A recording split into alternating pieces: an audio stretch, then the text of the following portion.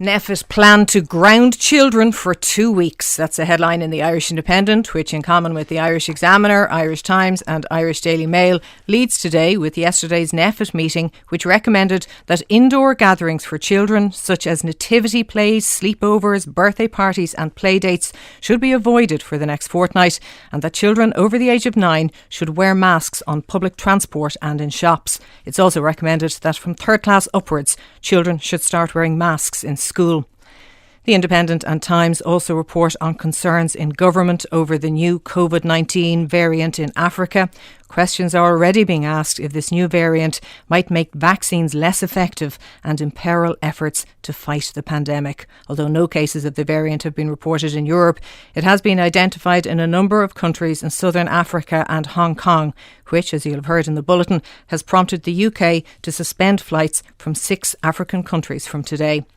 The Examiner gives front page coverage to a report on sustainable travel commissioned by the Department of Transport, which recommends the introduction of congestion charges for the cities of Dublin, Cork, Waterford, Limerick and Galway. Back on the front of the Times, meanwhile, it's reported there that the hauliers who brought traffic in Dublin to a standstill this week in a protest over fuel prices have threatened to hold a much bigger demonstration in early December if the government doesn't take action. For its lead story, the Belfast Telegraph interviews filmmaker Sean Murray, who talks about how he was approached by convicted killer Stephen McKinney to make a documentary about his life. The 45-year-old was given a life sentence yesterday in Belfast Crown Court for murdering his wife on a boating holiday on Lough Erne in April 2017.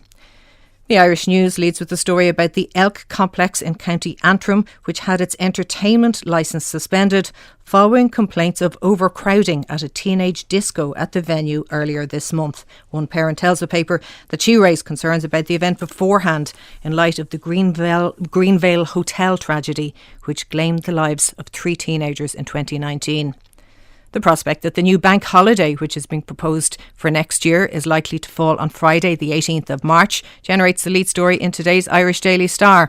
The fact that it falls the day after St Patrick's Day, which also happens to be Cheltenham Gold Cup Day, inspires the lead headline, Crack Friday. This is the Friday, meanwhile, that children all over the country get to stay up really, really late to watch the Late Late Toy Show. The Disney classic The Lion King is the theme of tonight's show, and there are lots of pictures on the front of today's papers of Ryan Tubridy doing his thing with some of the children who'll be appearing on tonight's show. And finally, the Irish Daily Mirror and Irish Sun both lead with yesterday's sellout of 400,000 Garth Brooks tickets for the 5 nights he'll be playing in Croke Park next September. 5 Alive-O is the headline in the Mirror. The Sun, meanwhile, is all about the money, noting that the singer raked in €32 million from yesterday's ticket sales. Garth Books is the headline there. The UK has imposed a travel ban on 6 southern African countries. This is due to a new coronavirus variant in South Africa that UK health authorities say is the most worrying they have yet seen. There have been no cases of the B11529 variant or new variant found yet in the UK or indeed in Europe. But at this stage, it seems to be more transmissible and better able to overcome vaccine protection than Delta. Sky News correspondent Enda Brady has more on this story. This was a surprise move, wasn't it, this travel ban? Tell us what countries are covered and how it will work, Enda. Yeah, it was a surprise move, but Sajid Javid, the Health Secretary, has moved very, very quickly on this indeed. And I think the big fear here has always been the emergence of a mutation or a variant that could evade the vaccine program. So he's moved very, very quickly indeed. 6 countries, all in southern Africa. The main one, of course, being South Africa. In terms of arrivals into this country, we've been seeing between 500 and 700 people a day flying in from South Africa. So all flights from South Africa, Namibia, Zimbabwe, Lesotho will be temporarily suspended. And then as of 4 a.m. on Sunday, anyone coming back from those countries, they will only allow in British and Irish nationals, and they will have to quarantine. But Sajid Javid, he said that this is by far the most worrying variant that has come to light in the pandemic. And of course, this all happening so fast, the airlines taken by surprise. Are there flights available to get people out who are looking to come back to the UK? For instance, the impact on the rugby this weekend. Yes, so I think the airline industry will be shocked by this because they had huge bookings for South Africa in particular for Christmas. Obviously, a lot of people wanting to get away, people who had been waiting to get away and to be reunited with family and to travel and have a sunshine Christmas. That's probably not going to happen for a lot of people now. It's a temporary ban on flights. So the vibe from government really seems to be that just to watch and wait. There are no cases of this variant in the UK at all right now. But Sajid Javid just making the point that, they have to be careful. And Boris Johnson's government, I can remember February and March of 2020, as the pandemic was beginning, reporting live outside Heathrow Airport as plane after plane was coming here from China. And Johnson took huge criticism over not moving quickly enough, but they've moved like lightning on this. And indeed, you say like lightning, because the speed of this is remarkable. Most of us hadn't heard of this new variant, until the past couple of days. And suddenly we're getting this reaction from the UK.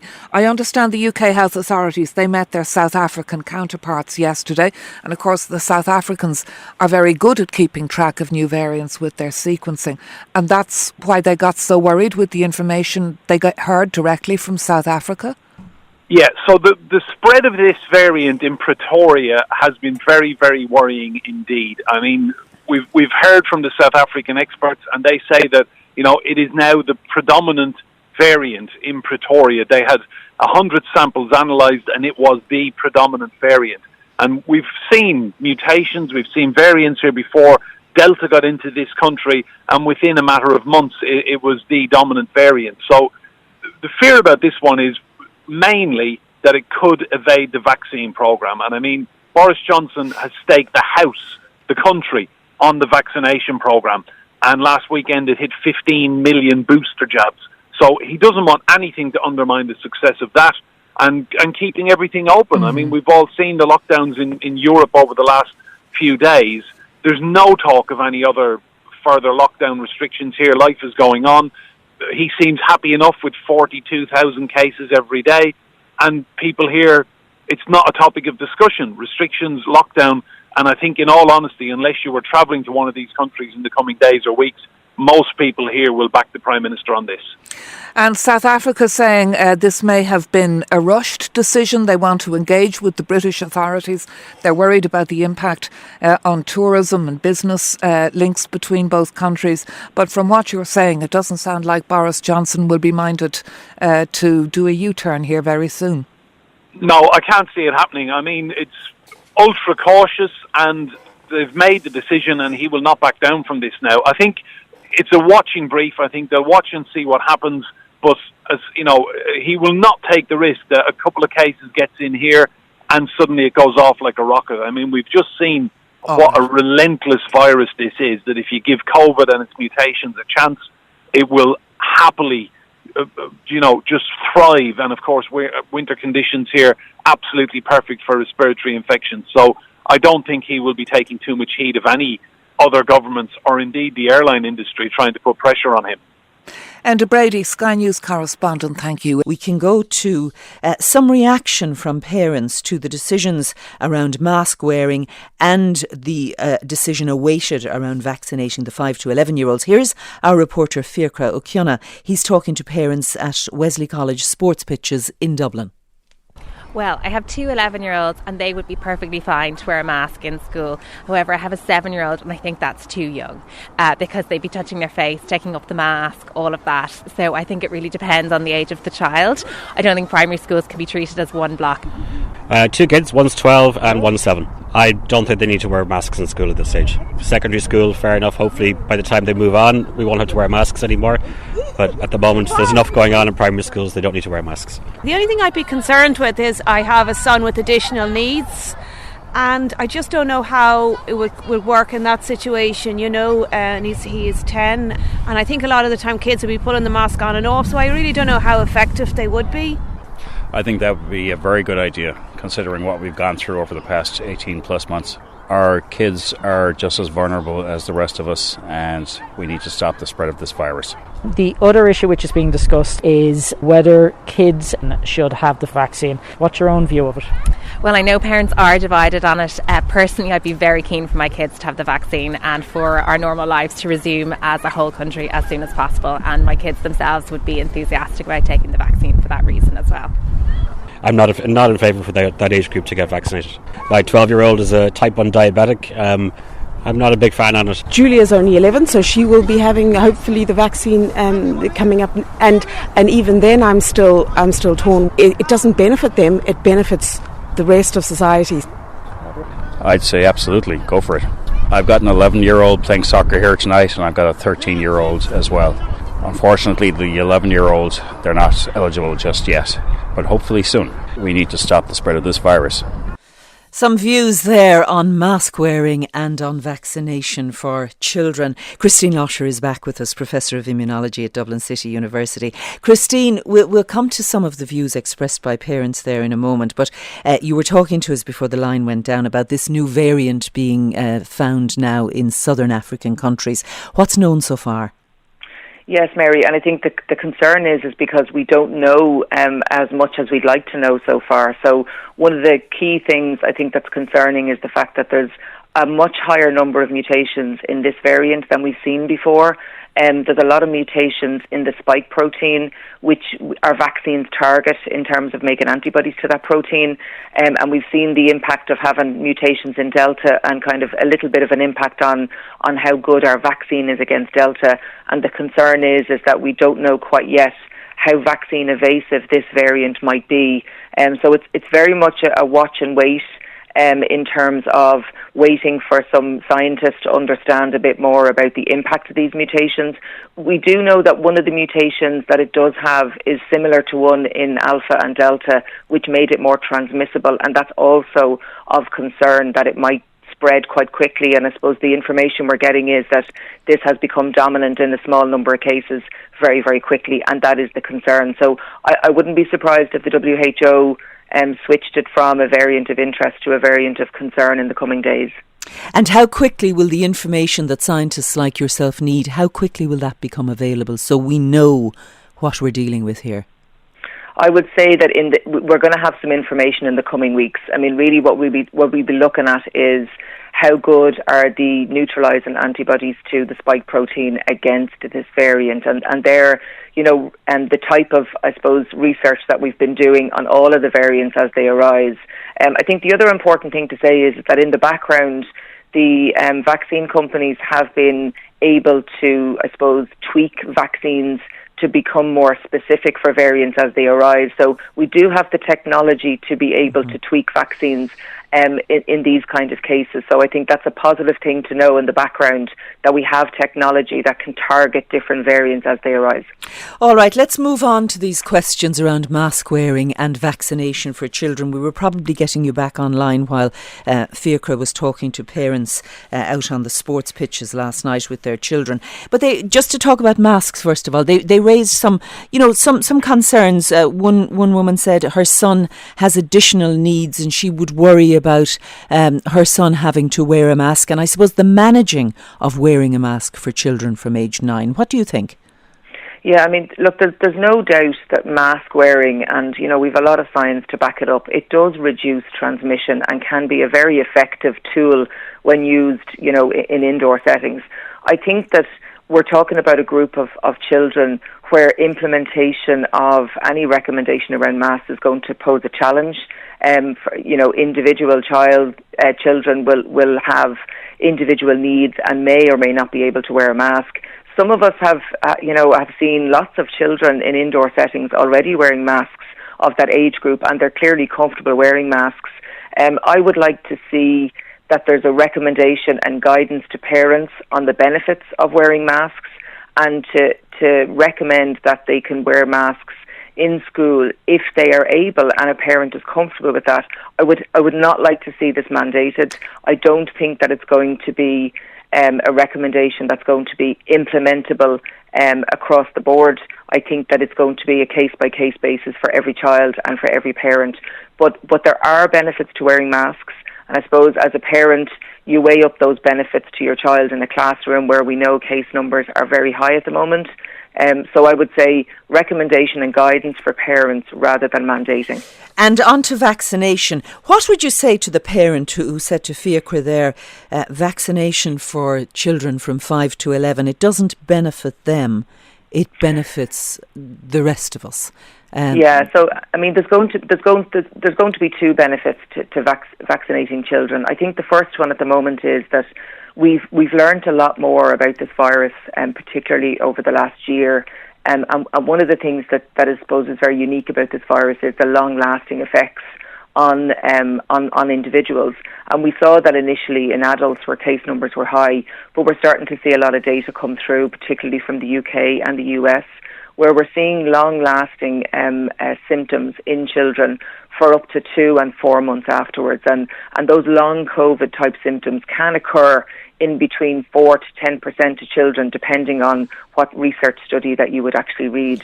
That's a high number of children, and I think that the impact on children is not just about the clinical impact of the infection, it's the impact on their education, not being in school, not engaging in extracurricular activities, and not being able to socialise. So I think there's a broader impact on children that we need to consider, and that every parent needs to consider when they are thinking about whether or not to vaccinate their child.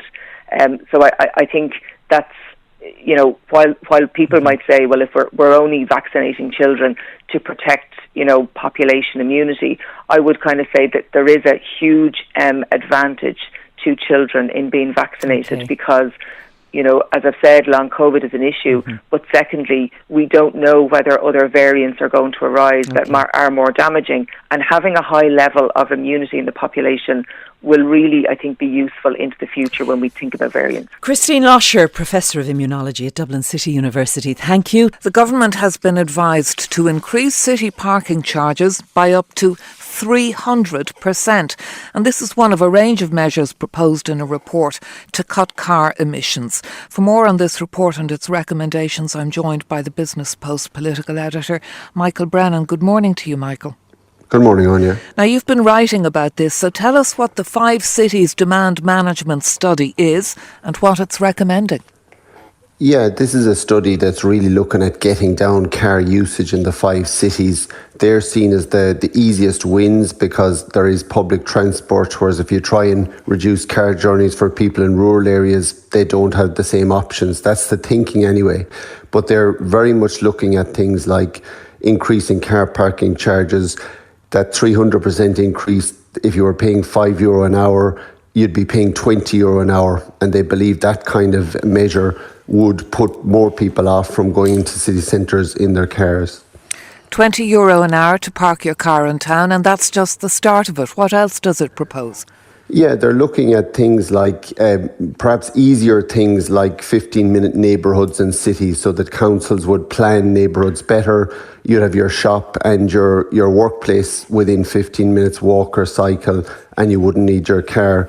But they're also looking at things down the road like the congestion charge in Dublin and Cork. They're looking at clean air zones where you'd have to put a sticker on your car if it was an electric car and be allowed into certain areas. And they're even talking about maybe a 30-kilometre speed limit all around city areas rather than just on some streets as you have at the moment. And what about car parking for people who, you know, drive into work every day, park their car, they've got workplace parking in the city centre, and of course government responsible for a lot of those spaces?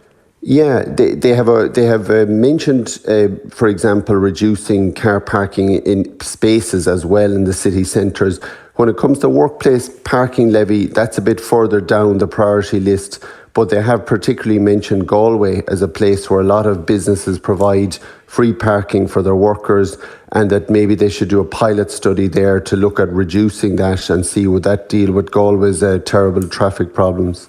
Now, of course, this is, you know, where the rubber meets the road, isn't it, in terms of the delivery of the transport sector, which is supposed to cut emissions by 40 to 50% by 2030. So, however controversial, something along these lines will have to have a similar effect? Yeah, the government and particularly the Green Party know that there's a big risk they'll be accused of a war on cars here and being very much anti-motorist. But if they're to reduce those targets, they have a separate target of getting car journeys down by 10% by the end of this decade. And if they don't take some measures, especially as the population grows and perhaps more people buy cars, they think that they're going to miss those targets. So some of the things in this report, the government thinks will have to happen. All right, we'll have more reaction to this later in the programme. For the moment, Michael Brennan, political editor with the Business Post. Thank you very much indeed. RTE Radio 1 Sport with Kia. Going electric? Go really electric with a plug-in hybrid from Kia. Kia. Movement that inspires.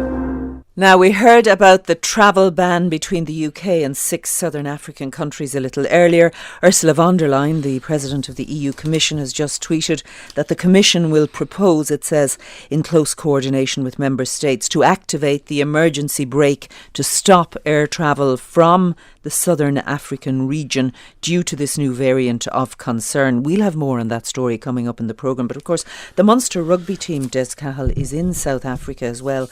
What's the story there? Well, there's no word from Munster. I've contacted the IRFU as well. I'd say the IRFU will make the call.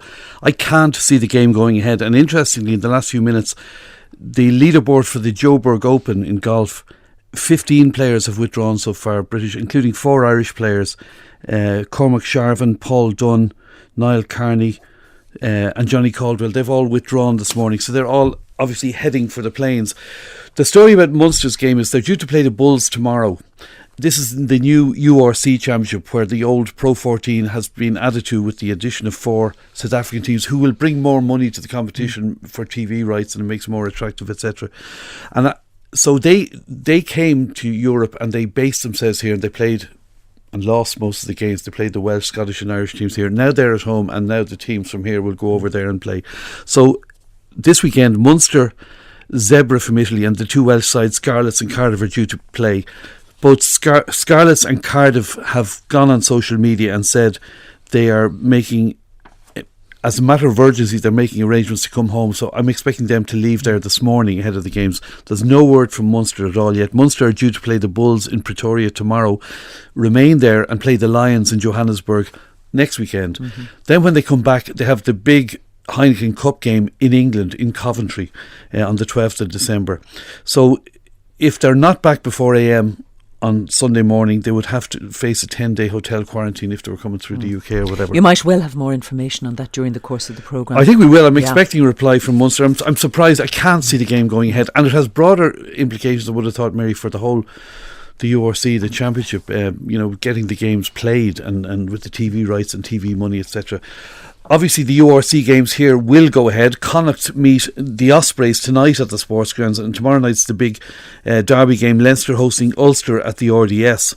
Elsewhere, in soccer, the Republic of Ireland's women team were held to a 1-1 draw by Slovakia at Tallaght Stadium last night in their World Cup qualifier. Disappointing result for Ireland, but it wasn't a good performance in truth.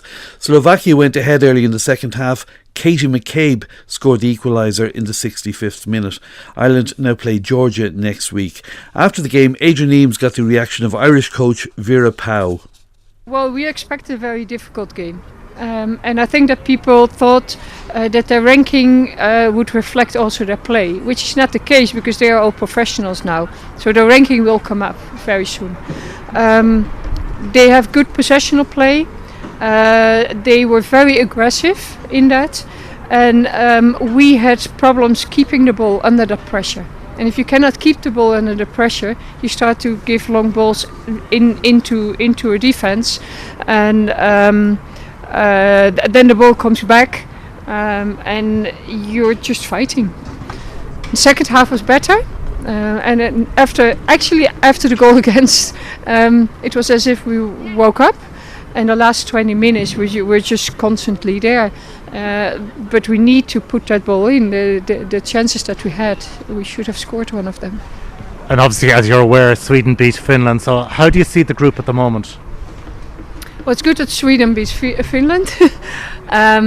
We have to win on Tuesday. Simple as that. Yeah. And it is the bottom side in the group that you're facing Georgia on Tuesday. Yeah, but also Georgia has had minimal losses. So it is a very, very difficult group. And I was already afraid that we would have won the losing points because I said earlier this will be a very difficult game for us. we must win on Tuesday, that's clear. Does it feel like a setback after the great result in Helsinki? Yes, but especially that we find it difficult to keep the ball under pressure. Okay, so it's all go to next Tuesday now in that Georgia game. Elsewhere, West Ham are through to the last 16 of the Europa League with a game to spare. They had a 2-0 victory at Rapid Vienna. Celtic's hopes, though, of Europa League progression are gone. They had a late collapse, conceded 2 late goals and lost 3-2 at Bayer Leverkusen. Rangers beat Slavia Prague and Leicester City were 3-1 winners over Legia Warsaw. But the worst result of the night, unquestionably, Tottenham. They lost 2-1 to Slovenian Minos Mura in the Europa Conference League. Now, ahead of Sunday's Cup final here, which we'll be looking ahead to later in the programme, the big game tonight sees Waterford play UCD at Richmond Park in the playoff for a place in next season's Premier Division. Waterford sacked their manager Mark Bircham this week, but he told a British radio station yesterday his refusal to play the owner's son led to a deterioration in their relationship. Manchester United are close to appointing Ralf Rangnick as their interim manager on a 6-month contract. He's a lot of experience with German clubs and is considered to be behind the success and rise of the RB Leipzig club in the Bundesliga. A great win for the Irish men's basketball team last night. They beat Cyprus in their Eurobasket qualifier in Nicosia. Jordan Blount top scored with 21 points as Ireland won by 81 points to 73. Racing, and after Willie Mullins' treble at Thurles yesterday and ahead of a big weekend, the action today is in Dundalk. The first race starts at 4 o'clock, and finally a reminder of sunny summer days ahead because the draw for the 2022 Provincial Football Championships has been announced, will take place tomorrow on Saturday Sport at 3 o'clock. Most of us have already been bombarded with ads about Black Friday, with offers of so-called amazing deals and discounts for all kinds of goods and services, and you can have it all with just a click of a button on your phone. But as our next guest, consumer journalist Siobhan Maguire, points out, it's as well to be careful before you get scammed or spend far more than you'd wish. Siobhan, good morning to you. Good morning. It's likely, I think, Irish people will spend more than €40 million today, so Black Friday is certainly a big deal in terms of that kind of turnover. But your message is buyer beware. Absolutely. I mean, there's been so much hype about this. So when Black Friday today actually happens, people tend to get caught up in it and panic a little bit and start buying stuff that they actually don't need.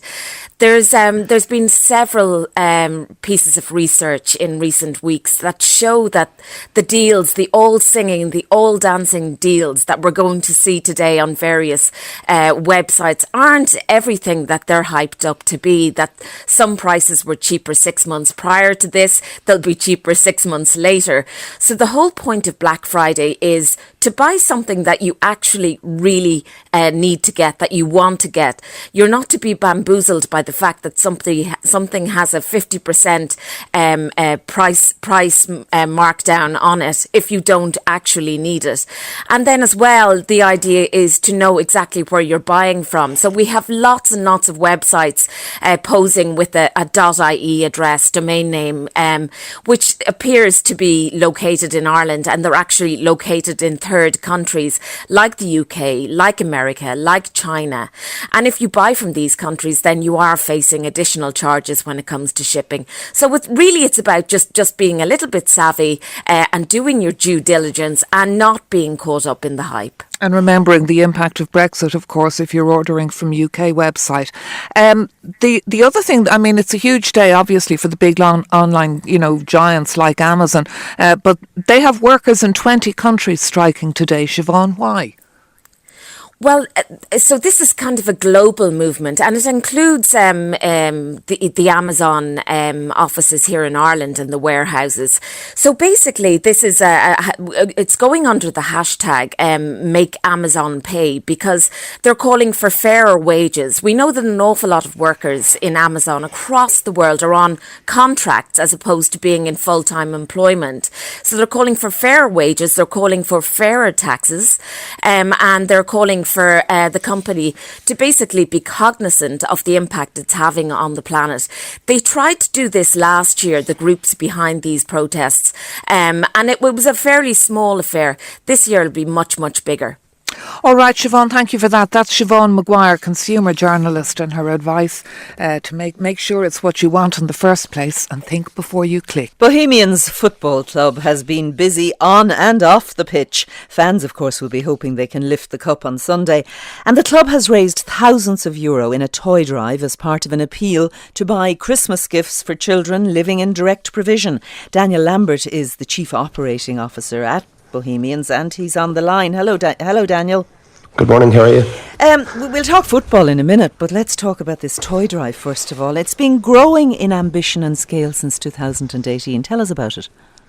Yeah, I suppose in 2018 we tried to get gifts for one centre in Clondalkin. I think there was about 80 children, and then we went in 2019 up to about 500. Last year, about 1,500 kids, and this year we're aiming to get gifts for every kid in direct provision in the country. It's about 2,500 children in conjunction with Massey.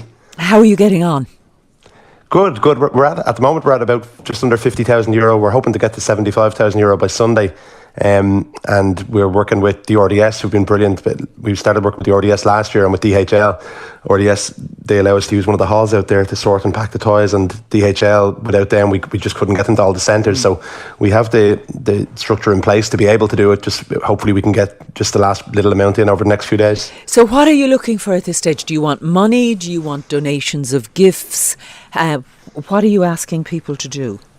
There's three ways people can help. You can donate via the GoFundMe, which is on the Bohemian social media pages. The second way is to post one for all vouchers to the club. We give vouchers to kids over the age of 13. Or the last way would be today to drop gifts into the stadium in Phibsborough, or to Bang Bang in Phibsborough on Saturday and Sunday when the club will be closed this weekend. So you could drop toys in from all ages, right from toddlers up to teenagers. And then you all get busy in the RDS, wrapping and packing.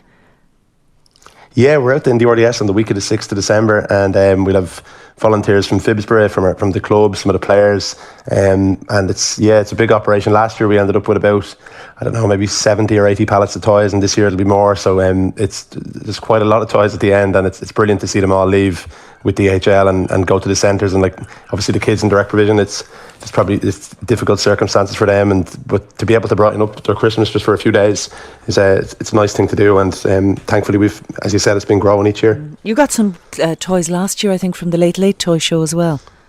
Yeah, we did indeed. We did. They brought down some toys afterwards, and there were some really nice toys brought down there. And we sent some out to some of the bigger centres like Mosney. There's over 200 children in Mosney.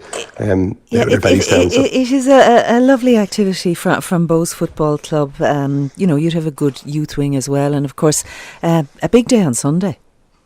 Yeah, Sunday's our biggest day since 2008. So we're in the Aviva. It looks like it's going to be a record crowd in the Aviva, and maybe even break the record for the cup final from 1945.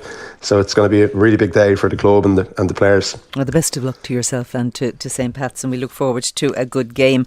Daniel Lambert, thanks a million. We should say, of course, that the Bohs toy delivery doesn't cut across anything that Santa is planning for all the boys and girls on Christmas Eve as well. The Financial Services Union holds its annual conference today and tomorrow. Among the items up for discussion, a proposal to seek a 6% pay hike for frontline staff in the retail banking sector. John O'Connell is a Secretary General of the FSU. That figure raised some eyebrows when it was floated last week. John, what's the rationale for seeking a pay hike of that magnitude?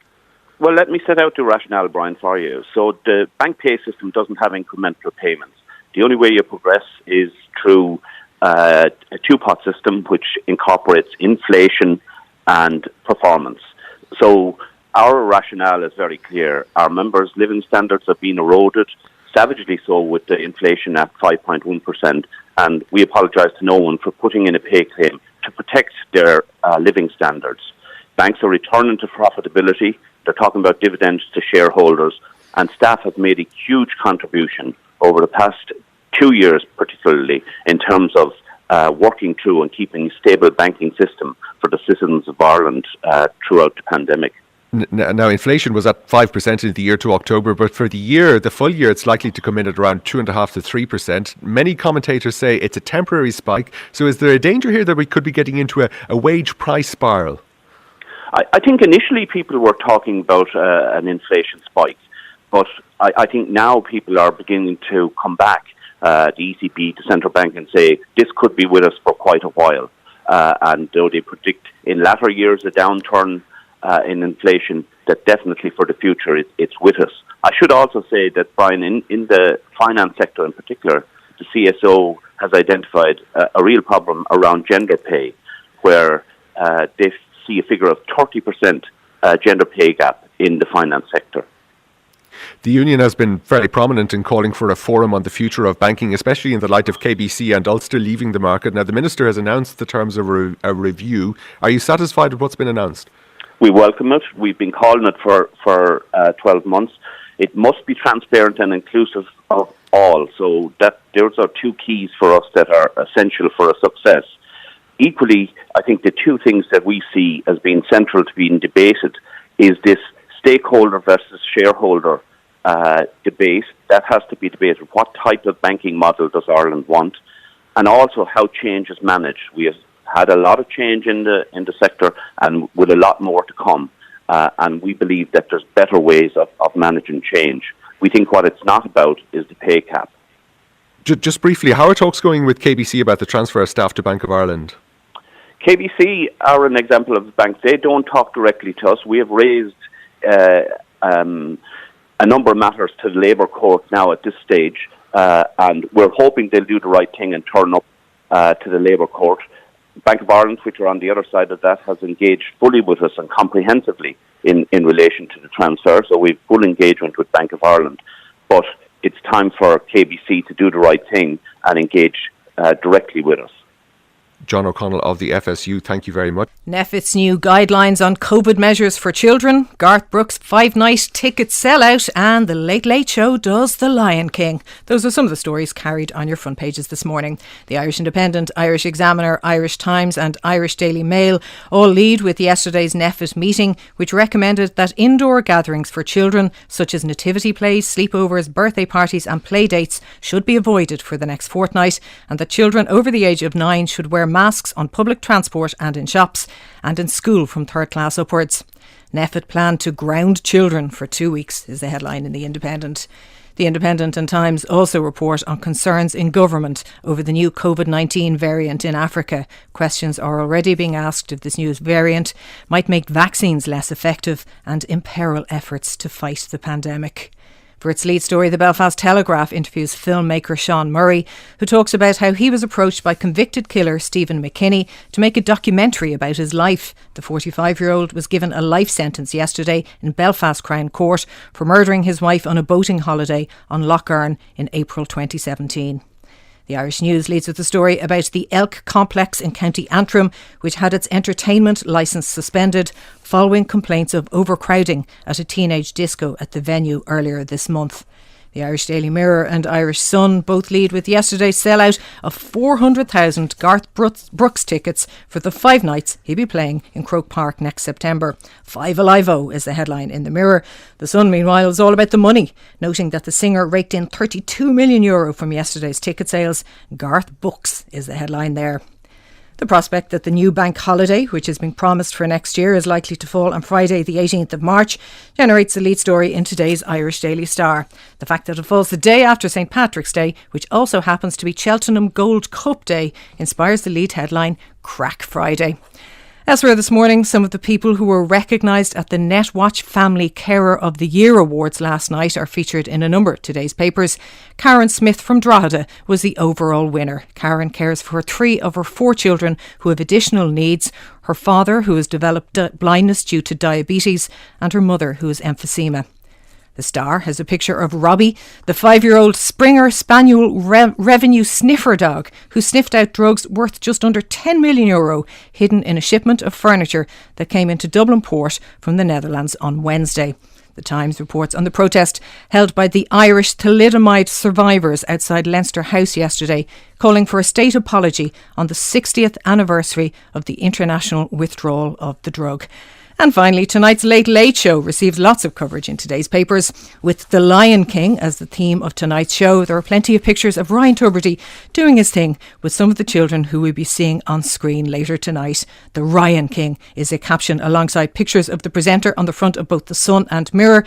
And The Independent features some of the children who've appeared on previous toy shows. Amy Keogh, who got to meet her hero Ed Sheeran back in 2013 when she was just 11, is pictured on the front of today's paper. She's all grown up now and is studying to be a secondary school teacher in DCU. The Herald, meanwhile, runs with a picture of Ryan sitting on a miniature Vespa on its front page, alongside a caption which features the song and phrase which has become synonymous with The Lion King.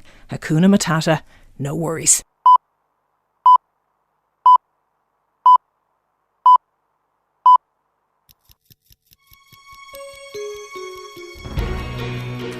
Good morning. It's 7 o'clock on Friday the 26th of November, and this is Morning Ireland with Mary Wilson and Anya Lawler.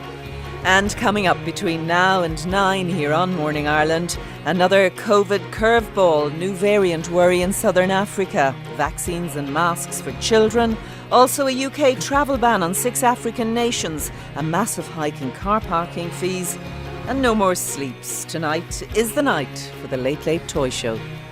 In business, we'll hear from the Financial Services Union on its 6% pay hike demand for retail bank staff, and 2 Irishmen step down from the top of major UK companies. In sport, Munster's rugby game in South Africa tomorrow in real doubt following that discovery of a new COVID variant there, and why the Bohemian St. Pat's Cup final is proving such a hit with supporters.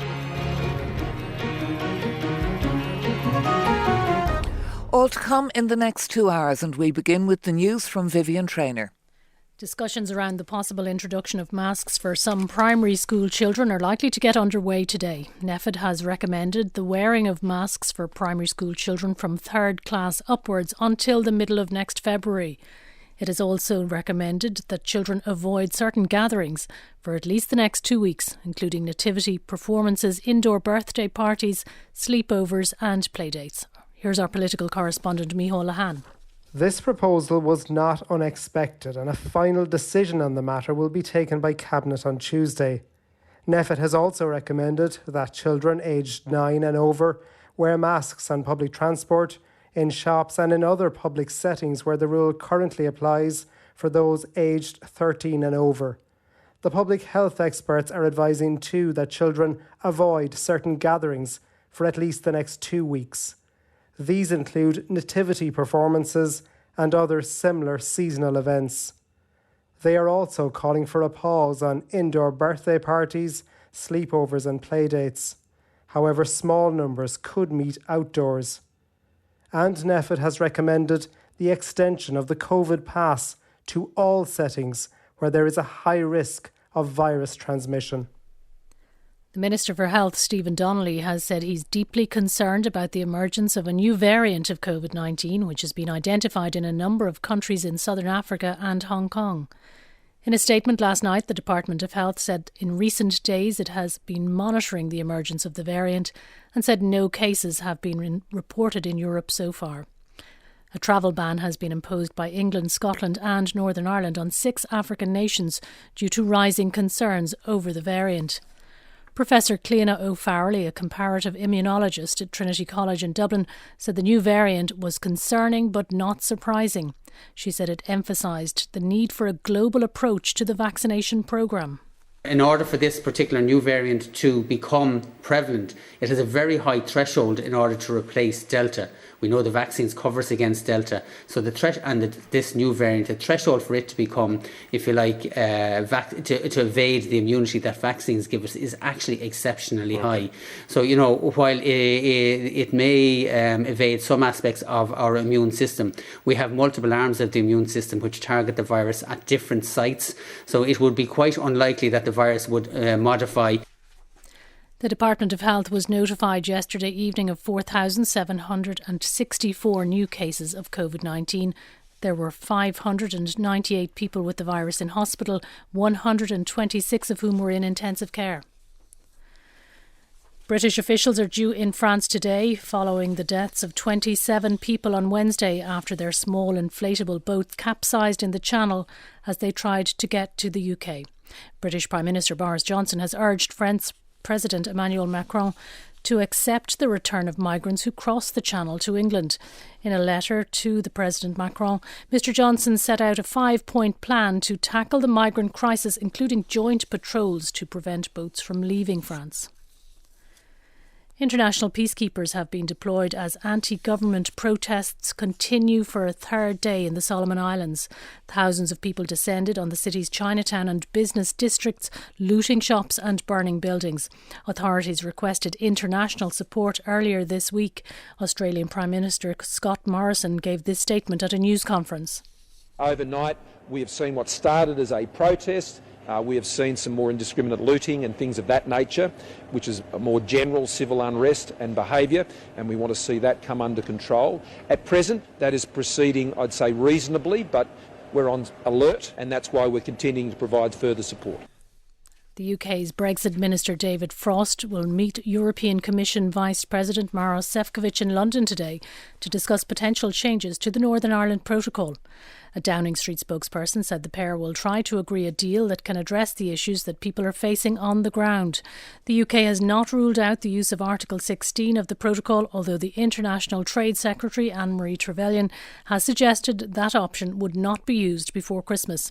The meeting between Lord Frost and Mr Sefcovic also comes at a time of strained relations over post-Brexit licence. Now back to that story we heard about earlier from Michael Brennan, a hike in city centre parking charges of up to 300%, which is one of many recommendations in a study called the 5 Cities Demand Management Study, which is aimed to tell the government how they could achieve their target of halving transport emissions by the end of the decade. Now that's a firm commitment, but as we heard earlier from Michael, it could see you paying €20 an hour in car parking. Richard Guiney is the Chief Executive of Dublin Town. That won't be news that will be welcomed by a lot of motorists, Richard Guiney, but is that the kind of change that's going to have to come? Well, I think there's other things that we can do that probably be more effective. So more people travel into Dublin, a higher percentage of people travel into Dublin as commuters than as shoppers. And yet there's still free car parking being provided by the state and other employers. And what they've done in places like Norwich and in Nottingham in the UK is that they basically have introduced a levy that the employer pays. They can transfer it to the employee, but it's actually been very effective at reducing the number of cars coming into their cities. And I think we can look at things like that first. And if we want to be real about it, that's where we have to be. And we also need to accelerate very quickly the rollout of our public transport. So we need to give people those options. And what about the impact of all of this on retailers? I mean, they're already struggling with the impact of the pandemic. We've seen city centres, not just in Ireland, but across the world, take a fair hit there. So if we had all these, climate mitigation measures kicking in and limiting car transportation, what effect would that have on retail? Well, look, in terms of cities, people are less likely to drive into cities than they are to out-of-town shopping centres. So again, that does need to be considered in terms of policy. So before the pandemic, about 20% of people coming into the city to shop would have driven, compared with 80% to the shopping centres. So I think that does need to be considered. I think the public are, certainly in our surveys, the public are very supportive of climate change measures, and I think they will. They're very supportive of pedestrianisation and the allocation of road space for cycle infrastructure, for example. So I think the public will be behind measures. Now, a 300% increase in car parking charges. Frankly, that's effectively making it putting in a prohibition. But I do think that there are other measures, including the provision of free car parking, that should be looked at first. That's where we're going to get the biggest bang for the buck, and that's that's the space where I think we should be concentrating first. All right, well, thanks for joining us this morning and sharing your thoughts on that. RTE Radio 1 Sport with Kia. Going electric? Go really electric with a plug-in hybrid from Kia. Kia. Movement that inspires. Morning Ireland, and lots of news this morning about that new and worrying COVID variant found in South Africa, and this variant having an impact on the sports news too. Here's Des with the latest. Yeah, thanks, Sonia. Certainly is Munster are in South Africa to play 2 games in the URC, and they're due to play the Bulls tomorrow and then play the Lions in Johannesburg the following weekend. And Munster are then due to come back and play in the Heineken Cup, play Wasps in Coventry. But with travel bans being imposed and South Africa last night being put on the UK red list, and it now looks like Europe is following suit on the back of the discovery of the new variant of COVID, we're expecting all games in the URC in South Africa to be called off. We're expecting a statement on that this morning. But of equal significance, in the Joburg Golf Open, 15 players have withdrawn this morning. I think they're virtually all British and Irish, but all 4 Irish players involved have withdrawn as well. Cormac Sharvin, Jonathan Caldwell, Niall Carney and Paul Dunn. And Paul Dunn joins us now live from South Africa. And Paul, thanks for joining us. I understand you're trying to get to the airport now. Yeah, I'm just standing outside the hotel here waiting to get a lift to the airport. I was lucky I got a flight out of here, so I think, if the flights are being snapped up every few seconds, so if you can get one, you're lucky at this stage. Have some of your colleagues found it difficult to get flights out? Well, I'm just not sure everyone's aware, because I went to bed early last night because I was up early this morning and didn't really look at my phone until I had 3 holes left to finish in my first round, and then when I came in, I turned my phone on and I had messages from everyone asking me if I was going to go to the airport or stay and play, and that's when I started looking into it. So I think a few people are on the course without kind of a real idea of what's going on. But some people are finding it hard. Yeah, I've heard people can't get a flight till Sunday evening. The only flights available are kind of through Ethiopia, and I think that the stuff in Ethiopia, nobody fancies travelling through there either. So, bit of a minefield at the minute. Sure, and the consequences for guys who get a flight out as late as Sunday evening is they will then have to quarantine for 10 days if they go back to the UK. Yeah, and I think the Scottish guys are in worse trouble because now, according to them, from 4 a.m. tonight, they are put on the hotel quarantine list, so they can't get back in time. So I think they'll have to go to England before they go to Scotland, or I don't know. It's kind of changing every few minutes, so nobody's quite sure on what's going on. So I think everyone's just wants to get out of Africa as quick as we can. And did the European Tour give you any advice on it, Paul? No, they just said that they are still confident that the tournament bubbles are a safe place to be. Now, I think the problem they're going to have is that most of the staff are UK based, and we're supposed to be here for 3 weeks, so I'm assuming the staff aren't going to want to stay for 3 weeks, because that means after the quarantine they'll miss Christmas. So I'm sure there's a lot of kind of internal stuff going on between them. So, but we haven't got an update from them. But they've just said if we wanted to withdraw, we can withdraw without fines and without penalties or anything like that. So, okay, it's kind of ever changing, I think. Sure. And a final question, Paul. To your knowledge, has any player from the UK or Ireland chosen to stay and finish out the tournament? There is some British players on the course now. Whether they've decided knowing the facts or not, I don't know. But they're on the course. They might have just the fact we were up at 4:30 this morning to restart at 6:30. So a lot of people, when they're that tired, they don't look at their phone. They just go ahead and play. So I'm not sure everyone's aware of it. But some people might choose and stay, and they might spend the winter down in South Africa. Some players do that anyway to practice, but I don't know, is the honest answer. Sure. And just to clarify, in your own case, am I right in thinking you're not coming back to Dublin, to Greystone? No, I'm going back to Dubai. I'm based in Dubai this winter. Yeah. I'll be back for Christmas, but I know Dubai. When I looked at the flights on Skyscanner, they had a warning beside them that said entry may be prohibited. So it sounds like they're getting ready to kind of follow suit as well. So. Okay, well look at hopefully you get out of there safely, Paul, and thank you very much for taking the call. I appreciate it. It's very chaotic there. That's Irish professional golfer Paul Dunn, amongst the 4 Irish golfers who have withdrawn from the Joburg Open in South Africa this morning as confirmation of the new COVID variant there and the travel ban which was introduced in the UK last night. So we're expecting confirmation that Munster's games will be off, that all the games in the URC in South Africa for this weekend and next weekend will be called off officially, but no word of that yet. The URC games here, though, obviously will go ahead, and Connacht no doubt will have a big crowd tonight at the Sports Ground. They take on the Ospreys, and then tomorrow night we've the big game in Dublin when Leinster host Ulster at the RDS. Moving on to soccer, and the Republic of Ireland women's team were held to a 1-1 draw by Slovakia at Tallaght Stadium last night. The Irish team really didn't perform particularly well. They'd be disappointed. They're ranked higher than Slovakia. Slovakia went ahead early in the second half. Katie McCabe scored the equaliser in the 65th minute. But with Sweden beating Finland, we're still in with a chance of playoff spots, etc. It's early enough days. Ireland now play Georgia next week. After the game last night, Adrian Eames got the reaction of Katie McCabe.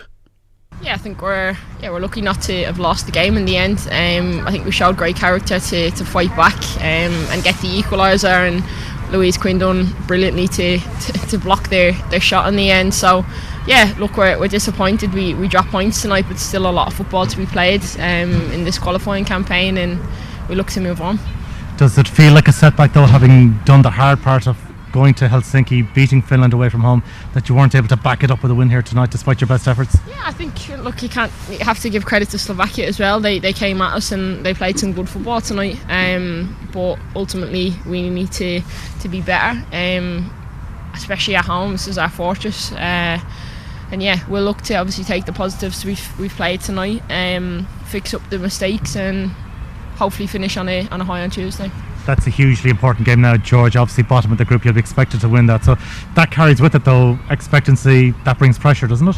Yeah, I think in all games in the World Cup qualifying campaign there's pressure. There's pressure every time you put on this shirt. You're representing your country, so you want to win games as much as you can. So yeah, look, Georgia will be no mugs. They've got some good little players in the team, so yeah, we'll have a look at them, reassess this and move on to Tuesday.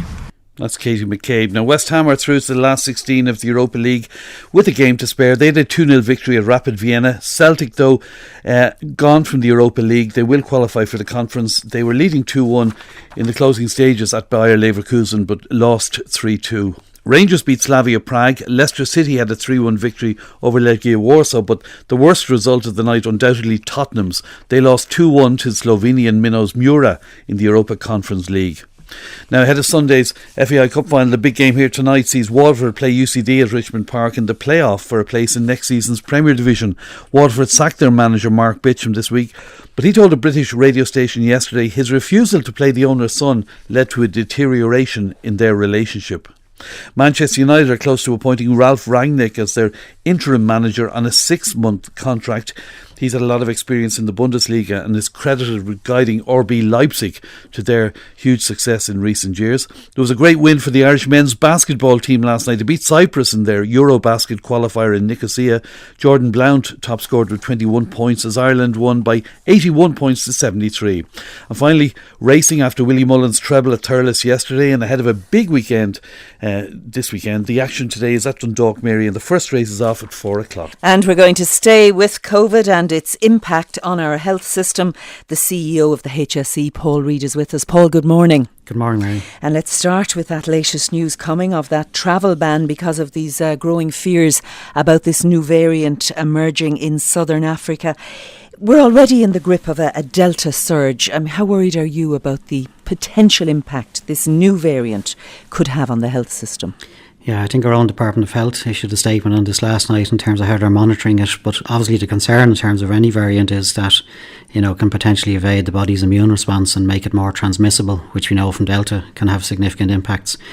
There's no case identified yet in the UK or in the EU as we understand it, but certainly in South Africa, I think there's about 59 cases identified yesterday, and in one province in particular where the positivity rate went from about 1% to 30% in about 3 weeks. So it would have an obvious cause concern, but I know the WHO are meeting with South African authorities today, and you've just heard the other statements made from the EU. So we await to see the further assessment through our own department, and they'll obviously have no doubt between CMO keeping government advised. And does this move from a variant of interest to a variant of concern? And that's what our Department of Health will be monitoring. And you and other senior management in the health system in the last week have been describing the strain on the health system and the hospital system as grim and very grim. Has that changed at all in the last week in terms of the numbers in hospital and ICU and the pressure on the system? I think the reality is we're still hovering around this 600 mark of people in hospital. Right, last night it was at 556 and 126 people in ICU, positive COVID patients. But that will slightly increase, I've no doubt, this morning. So we're still hovering around that number.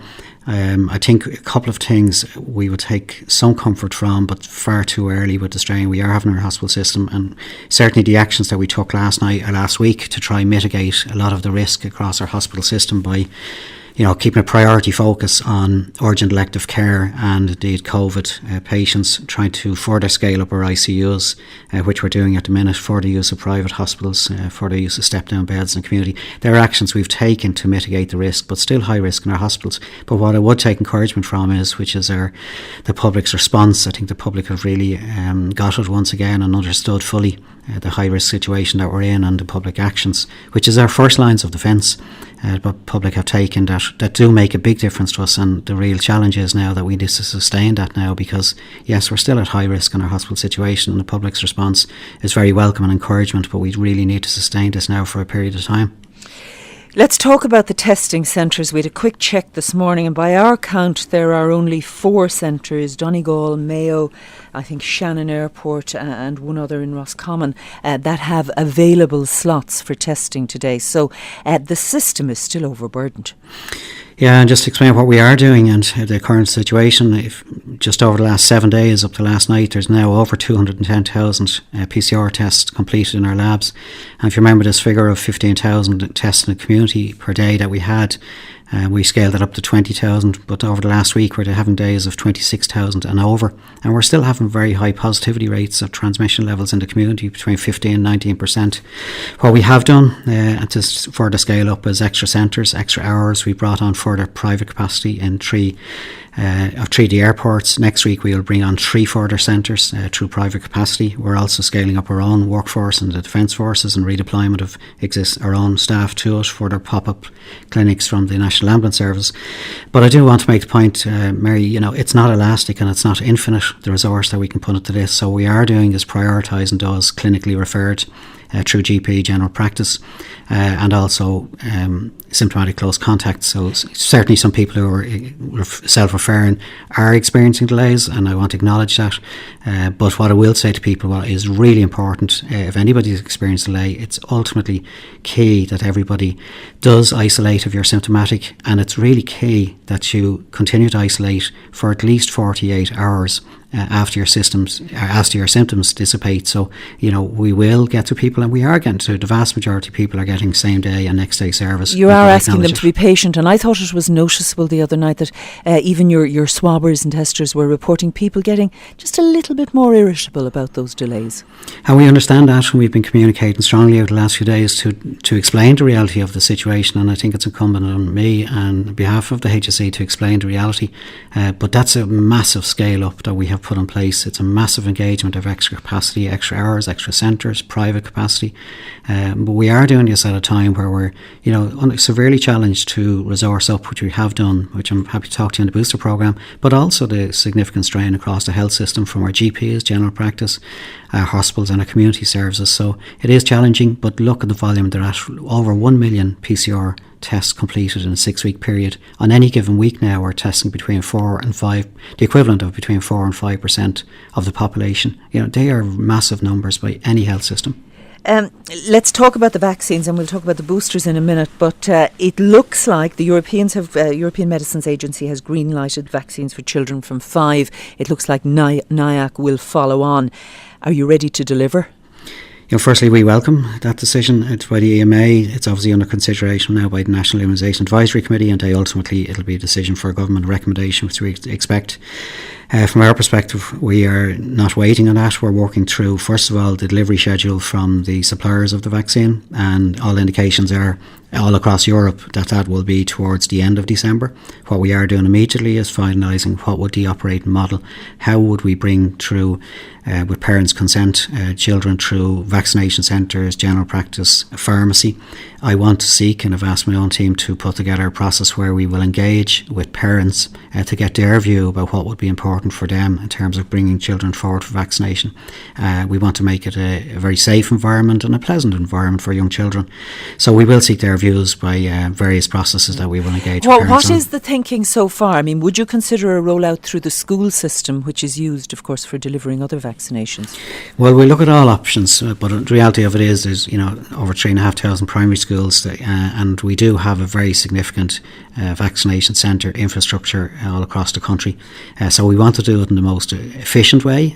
Once we get the clearance and once we get delivery of the schedule, there's about 480,000 young children in scope. So we do see the primary channels that we have between vaccination centres, GPs and pharmacies. But we won't be ruling out the option of schools either. But we will bring forward the recommendations to the Minister. And it can't be one or the other. It can't be rollout of vaccination to children at the expense of the continuation of the booster programme. Can you do both? Well, the reality of what we're doing right now is we're doing both. If you take the current booster programme, we're working across all the different groupings or cohorts recommended by NIAC. So if you take today, we've now 630,000 boosters completed and 76,000 third doses for immunocompromised. And right now we're working across long-term care facilities, practically complete, just to revisit some with outbreaks. Over 80s, 85% complete. 70s, 79s with great work by our GPs, now 2/3 of those complete with 215,000. 60s to 69s now well advancing because more people are eligible for that through our vaccination centres.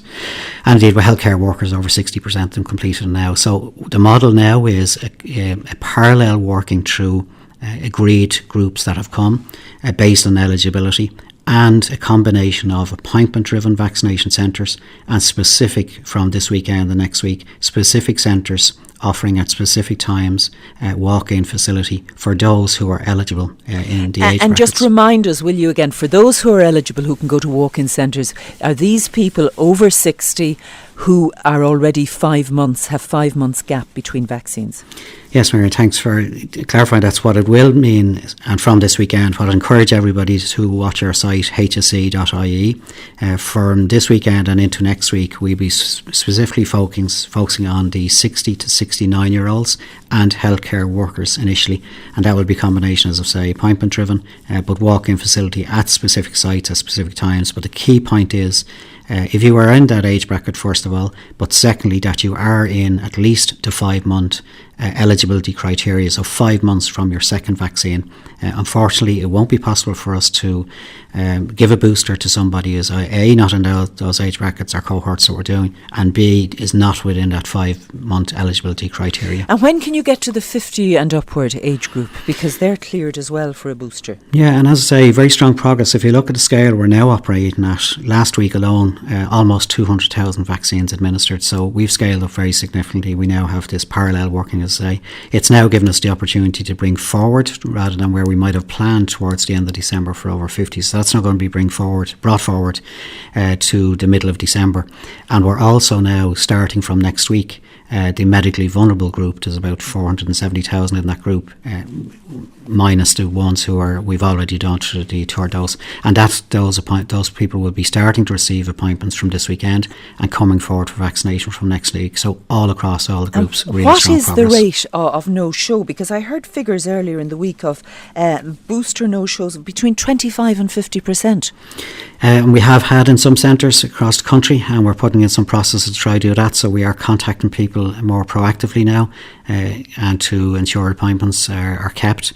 There has been some issues where people may have an appointment in the vaccination centre and obviously have got it in the pharmacy. We're strengthening that facility and the software so that we can at least take that appointment down as the pharmacies are doing it. So we're putting in some changes and processes in place, and equally for a person, if they are notified of appointment, that they can notify notify us back through our site that they've got their appointment somewhere else in another location. So we do expect to see that, and all evidence we're seeing from our vaccination centres, and I've been in some from last weekend, strong numbers of people now coming through, strong queuing. We are getting through them efficiently as we can, but we've certainly seen a massive scale up. Paul Reid, Chief Executive of the HSE, thank you for your time.